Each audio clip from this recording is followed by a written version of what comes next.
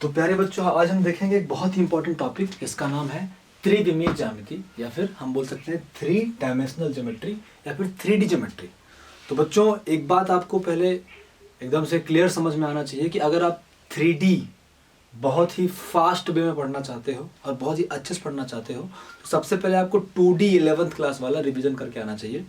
अब रही बात 3D पढ़ें या ना पढ़ें 12th क्लास में, तो बिल्कुल पढ़ें बच्चों, सिलेबस में हो या ना हो।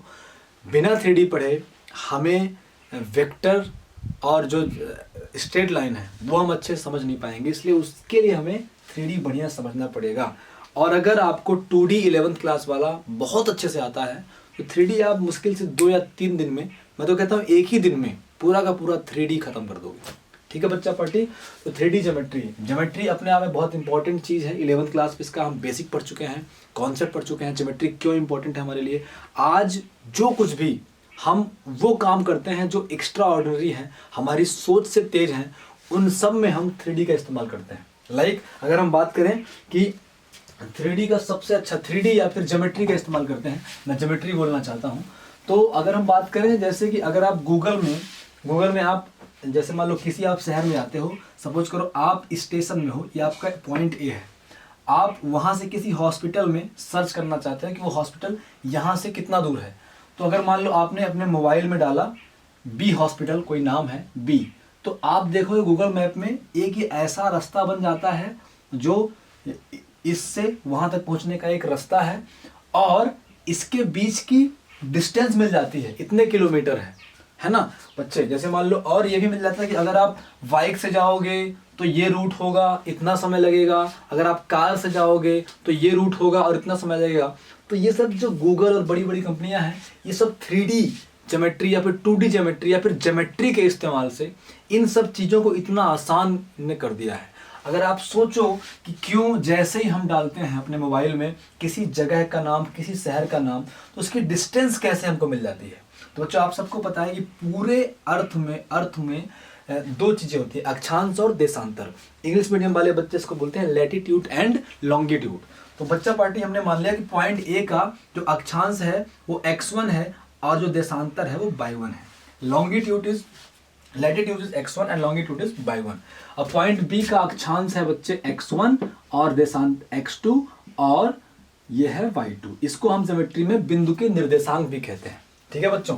तो बस आपने पिछले क्लास में पढ़ा होगा, मान लो अगर ए के स्थान पे ये P है और B के स्थान पे एक Q है, तो आपने 2 बिंदुओं के बीच की दूरी PQ का फार्मूला पढ़ा है बच्चों, √x2 माइनस x1 का होल स्क्वायर और प्लस y2 माइनस y1 का होल स्क्वायर। तो बस ये फार्मूला जो है गूगल मैप के सॉफ्टवेयर में लगा होता है बच्चे, और जैसे ही आप किसी बिंदु को या फिर किसी शहर को सर्च करते हो तो हमें इस बिंदु के निर्देशांक मिल जाते हैं हमारी लोकेशन के, और इस बिंदु के निर्देशांक मिल जाते हैं उस जगह की लोकेशन से, और ये फार्मूला लग जाता है 2 बिंदुओं के बीच की दूरी का फार्मूला, या फिर इसको हम डिस्टेंस फार्मूला बोलते हैं, जिसकी वजह से तुरंत ही हमें उनके बीच की डिस्टेंस 1 सेकेंड में पता लग जाती है।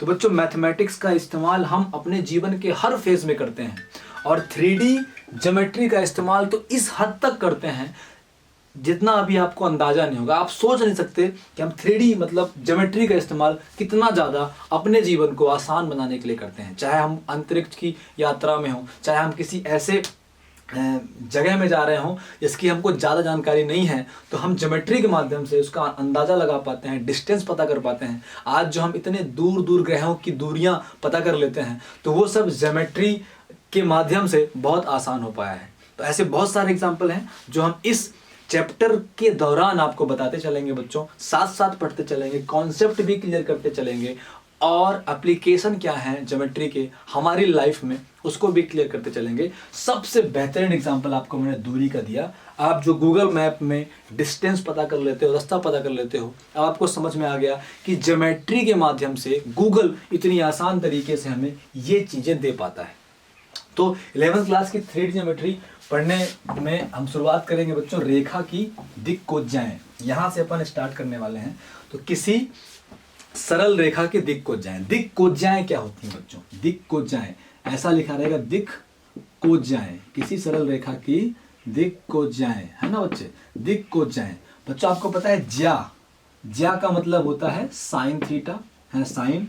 कोज्या का मतलब होता है कोज्या, है ना, कोज्या का मतलब होता है कॉस, कॉस। और स्पर्श जा, है ना बच्चे, स्पर्श जा इज इक्वल टू होता है टैन। मतलब जा मतलब साइन, साइन, कोज्या मतलब कोसाइन एंड स्पर्श जा टैन दिन मतलब टैन। ठीक है बच्चों, जब भी बात हो रही किसी रेखा की दिक कोज्याएं, मतलब कोज्या की बात कर रहे हैं, मतलब हम कॉस की बात कर रहे हैं। तो उस रेखा की हमें कॉस पता करनी है। कॉस पता करने के लिए कोण पता होना चाहिए थीटा। तो सबसे पहले हम देखते हैं कि दो सरल रेखाओं के बीच का कोण कैसे निकालते हैं, या फिर दो सरल रेखाओं के बीच का कोण क्या होता है। तो पहला पॉइंट है बच्चों कि दो सरल रेखाओं के बीच का कोण क्या होता है। समझना पड़ेगा हमको कि दो सरल रेखाओं के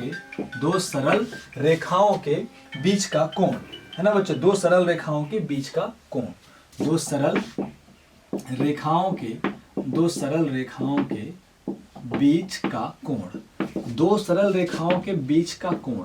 बच्चों दो सरल रेखाओं के बीच का जो कोण होता है वो दो कंडीशंस पे हम निकाल सकते हैं। नंबर एक कंडीशन रहेगी प्रतिच्छेदी रेखाओं के बीच का कोण, प्रतिच्छेदी, है ना बच्चे, प्रतिच्छेदी, है ना, प्रतिच्छेदी रेखाओं के बीच का कोण, प्रतिच्छेदी रेखाओं के बीच का कोण, प्रतिच्छेदी रेखाओं के बीच का कोण। सही बात है, बहुत सिंपल से। प्रतिच्छेदी रेखाओं के बीच का कोण क्या होता है?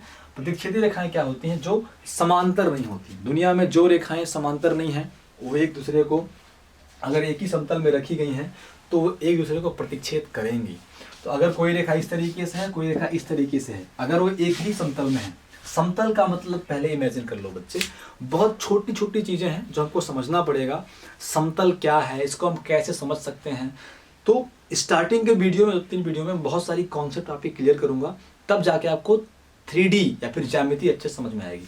तो अगर हम कहें प्रतिच्छेदी रेखाओं के बीच का कोण, प्रतिच्छेदी रेखाएं हमेशा एक ही समतल में होती हैं। जब तक दो रेखाएं एक ही समतल में नहीं होंगी तो वो एक दूसरे को कभी प्रतिच्छेद नहीं करेंगी।